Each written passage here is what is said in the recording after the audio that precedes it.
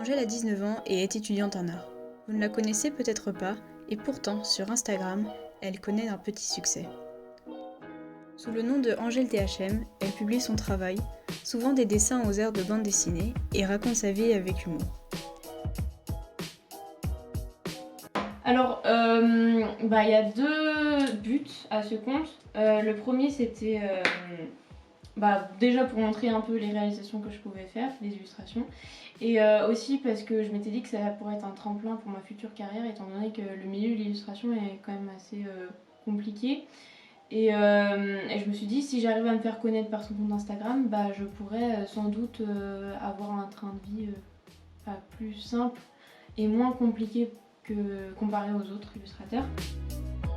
Malgré le ton humoristique de son compte, Angèle a notamment vu sa popularité accroître avec des posts où elle montre son engagement envers certaines causes, comme le féminisme ou lors du mouvement Black Lives Matter, mais particulièrement lors d'un post où elle dénonçait certains complexes que l'on peut avoir l'été. Il a été reposté des milliers de fois et par beaucoup de femmes influenceuses, ce qui lui a permis de gagner en visibilité. Alors là, je suis en train de préparer mon prochain post. Donc c'est sur le sujet des étudiants, des étudiants pendant le Covid. Enfin, surtout en tout cas mon vécu de personnes qui est en école préparatoire d'art. Donc j'ai pas le pire des vécus quand même parce que moi je vais toujours en cours comparé à d'autres qui sont en distanciel. Mais voilà. Donc il y a une période au début de mon compte Instagram, je prenais pas mal de commandes. Bon après je me suis un peu calmée parce que c'est vrai que c'était pas ce qui me motivait le plus, j'aimais pas trop faire ça.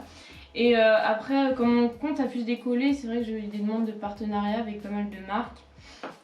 J'ai aussi eu des personnes qui travaillaient dans le milieu de l'édition qui ont proposé du coup leur contact.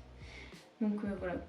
En attendant, Angèle préfère se concentrer sur ses études et ses concours pour rentrer dans les écoles qu'elle souhaite. Peut-être, un jour, nous pourrons voir l'une de ses créations publiée en librairie.